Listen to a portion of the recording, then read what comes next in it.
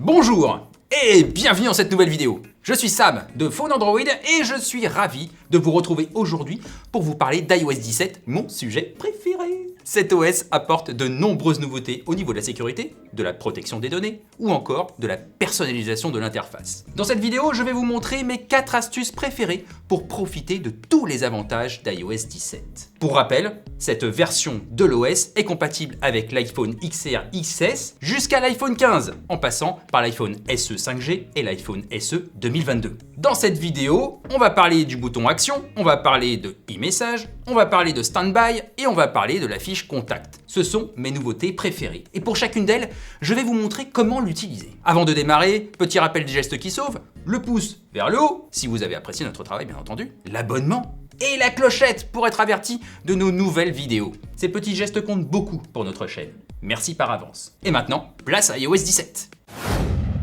On va commencer avec la fiche Contact. Si vous avez un iPhone 14 ou moins récent, vous avez certainement créé une fiche assez sommaire avec votre Memoji et votre nom. Avec iOS 17, la fiche Contact évolue et je vais vous montrer comment la personnaliser. Rendez-vous dans l'application Contact, retrouvez votre nom parmi tous vos contacts et entrez dans la fiche. Vous arrivez sur un écran avec une prévisualisation de votre fiche Contact. Appuyez sur Continuer. Vous arrivez sur l'écran de personnalisation. Premier élément à personnaliser, le nom que vous souhaitez utiliser auprès de vos contacts. C'est ce nom qui sera affiché et qui sera utilisé pour vos initiales. Ensuite, vous devez choisir la façon dont vous allez apparaître. Vous avez le choix entre le monogramme, c'est-à-dire vos initiales, une photo, prise tout de suite ou déjà présente dans votre album, ou un Memoji. Si vous avez une photo, le système va automatiquement sélectionner dans votre galerie des images avec votre visage. C'est super chouette. Et vous pouvez aussi sélectionner une image sans visage. Vous avez aussi un moteur de recherche pour retrouver la photo idéale. Si vous voulez un Memoji, vous avez le choix entre un Animoji 3D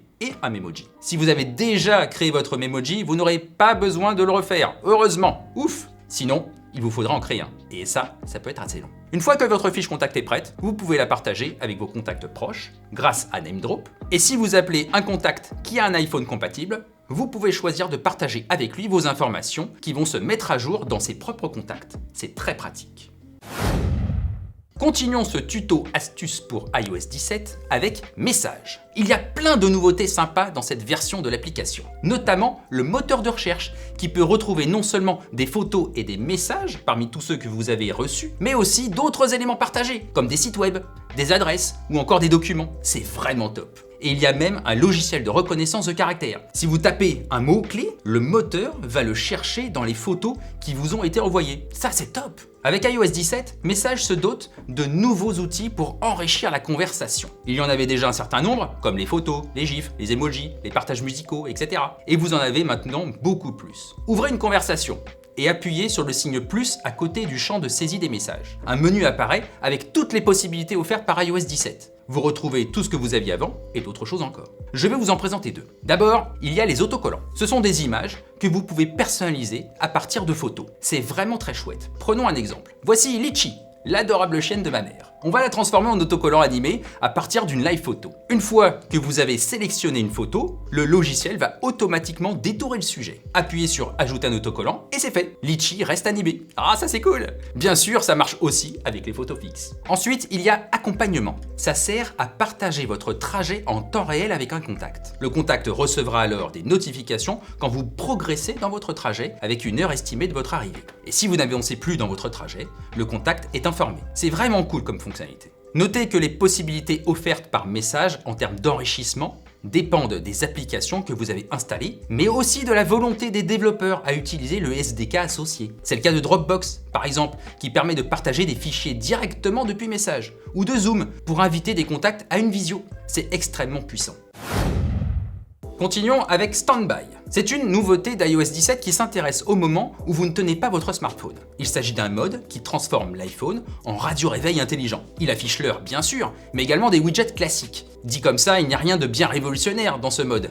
Mais il peut s'avérer très pratique, surtout si vous chargez votre téléphone la nuit dans votre chambre. Pour l'activer, deux conditions. Le téléphone doit être en charge et il doit être en position horizontale. Il peut être posé sur la table, sur la tranche, il peut être accroché à un chargeur MagSafe peu importe. Le type de mode de concentration n'a pas d'importance non plus. Cela fonctionne en mode bureau, en mode repos ou en mode normal. Standby dispose de quelques configurations utiles. Pour y accéder, on ouvre Réglages et on choisit En veille. Ici, vous pouvez activer le mode et permettre l'affichage des notifications sur l'écran. En choisissant Écran dans le menu, vous pouvez choisir le temps d'affichage du mode avant la mise en veille, ainsi que la colorimétrie de l'écran en mode nuit. Si cette option est activée, la colorimétrie de l'écran va changer en fonction de la luminosité ambiante. Il y a plusieurs écrans dans le mode Standby. Il y a le mode classique avec 2 widgets affichés simultanément, un à droite, un à gauche. Le mode photo avec des thématiques comme personne ou ville. Il y a le mode horloge avec plusieurs styles, analogique, numérique, fuseau horaire. Et il y a aussi un mode caché, le mode musique. Si vous écoutez de la musique quand Standby est activé, il y a un petit signe qui s'affiche. Si vous appuyez dessus, l'écran va afficher une grande version du widget musique. Ça c'est cool. La liste des widgets peut être modifiée bien évidemment. Il suffit pour cela d'appuyer longtemps sur l'écran, puis on appuie sur le signe plus en haut à gauche pour ajouter des widgets. La liste est identique à celle de l'interface classique du téléphone, et vous pouvez évidemment en supprimer. Notez que Standby peut afficher intelligemment les widgets en fonction du jour, de l'heure et d'autres paramètres. Dernier sujet de cette vidéo, c'est le bouton Action. Ah je sais, ce sujet ne concerne que les utilisateurs d'iPhone 15 Pro et d'iPhone 15 Pro Max, soit une petite partie d'entre vous. Mais le bouton Action est ma nouveauté préférée parmi celles présentées par Apple cette année. D'autres constructeurs ont apporté un bouton personnalisable à leur téléphone, mais Apple va un peu plus loin en permettant d'associer ce bouton à l'application Raccourci. Et ça, c'est vraiment génial. Je vais donc vous montrer comment lancer une playlist musicale avec le bouton Action. On ouvre d'abord l'application Réglages. On choisit Bouton Action et on arrive sur une belle animation où il faut choisir parmi plusieurs options. La première option est l'activation du mode silence qui reprend la fonction du commutateur classique que vous retrouvez sur tous les autres iPhones. Vous pouvez aussi ouvrir l'appareil photo, la lampe torche ou la loupe.